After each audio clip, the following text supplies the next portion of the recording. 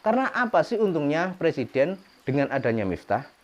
Ini kan cuma membuat persoalan baru dan bisa dikatakan justru malah mempermalukan Pak Presiden. Dan memang harusnya Miftah harus dipecat dari staf kepresidenan. Tetap seluruh masyarakat. Sekali lagi saya ulangi,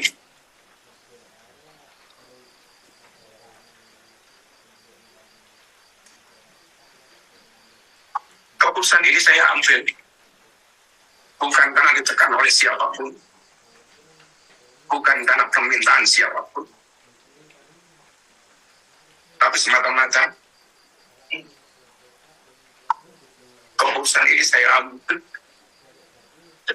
karena rasa cinta, hormat, dan tanggung jawab saya sangat mendalam pada Bapak Presiden Prabowo Subianto serta seluruh masyarakat Indonesia. Viral di media sosial tentang Gus Miftah yang katanya mengundurkan diri sebagai staf kepresidenan. Namun saya melihatnya di sini sebenarnya bukan mengundurkan diri, tapi lebih tepatnya dipecat secara halus. Tapi mungkin demi menjaga agar Miftah tidak terlalu malu dan tidak terlalu dipermalukan oleh masyarakat di Indonesia, maka istilahnya adalah Miftah mengundurkan diri. Dan kalau kita lihat apa yang dilakukan oleh Miftah beberapa hari yang lalu memang sempat viral dan benar-benar melukai perasaan masyarakat di Indonesia, terutama para pedagang es teh. Karena di situ kita melihat bahwa guyonan yang dilakukan oleh Miftah terhadap seorang pedagang sangat melecehkan dan menyakiti perasaan. Meskipun menurut Miftah hal itu sebagai guyonan, dan ada yang bilang itu adalah ciri khas cara dia dalam berdakwah. Namun soal ekonomi itu adalah sesuatu hal yang sangat sensitif.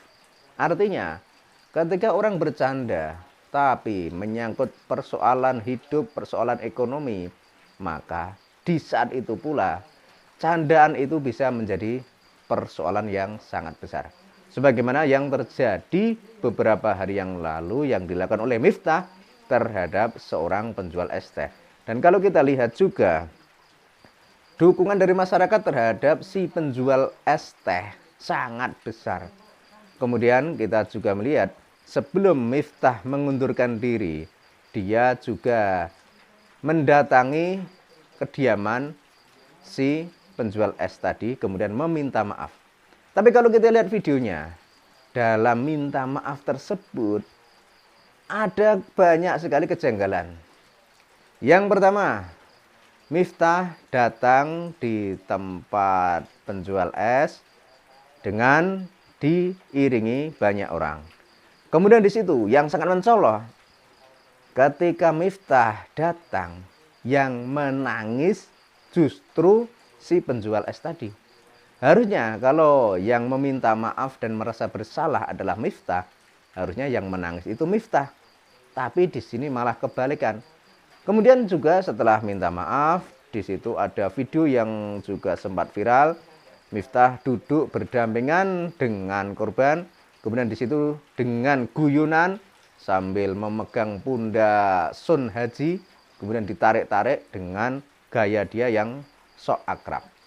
Dan itu sama sekali tidak menunjukkan bahwa Miftah itu memiliki penyesalan. Artinya apa yang dia lakukan dalam meminta maaf hanya sebagai sarana untuk meredam suasana saja. Tapi sama sekali tidak muncul bahwa dia itu benar-benar menyesali apa yang sudah dia lakukan. Kemudian berikutnya tentang si Sun Haji sebagai korban yang dihina oleh Miftah, mendapat support dari banyak kalangan. Bahkan ada yang memberi hadiah uang, ada juga yang memberi hadiah umroh, dan banyak sekali hadiah-hadiah yang lainnya. Kemudian ada framingan dari mungkin pendukungnya Miftah bahwa apa yang didapat oleh Sun Haji adalah karena berkahnya Miftah. Lah ini kan salah kaprah. Wong di sini jelas Miftah itu bersalah, kenapa masih dibela seolah-olah karena berkah dia Sun Haji mendapatkan banyak uang. Ini harus digarisbawahi bahwa apa yang dilakukan oleh Miftah itu benar-benar kesalahan. Jadi bukanlah keberkahan. Kemudian soal Sun Haji setelah viral kok diberi uang oleh banyak pendukung kebenaran atau diberi uang oleh para pecinta kebenaran atau diberi uang oleh orang yang simpati kepada beliau, yaitu adalah rahasia Tuhan. Artinya di situ Miftah memang salah. Jadi Sun Haji mendapatkan banyak penghargaan, didatangi banyak orang, itu bukan karena berkahnya ucapan Miftah, tapi murni karena kesalahan Miftah. Dan di situ juga malah kelihatan. Artinya si Miftah ketika menghina si penjual es, mungkin tujuannya adalah untuk merendahkan. Tapi yang terjadi adalah sebaliknya. Karena kalau kita melihat netizen, justru yang menjadi terhina dan dipermalukan adalah Miftah. Sementara si penjual es malah banyak pujian, banyak yang mendukung dan mensupportnya. Disinilah letak keadilan Tuhan. Ketika seseorang menghinakan orang lain, maka di situ pula orang yang menghinakan orang lain tersebut akan dibalas mendapat kehinaan. Sementara orang yang dihinakan akan mendapat kemuliaan. Dan kalau kita lihat orang-orang yang mendukung Miftah adalah orang-orang yang selama ini dekat dengan Miftah. Bahkan bisa dikatakan kebanyakan yang mendukung adalah para budak Ba'alawi. Sebut saja Fakhrur Razi.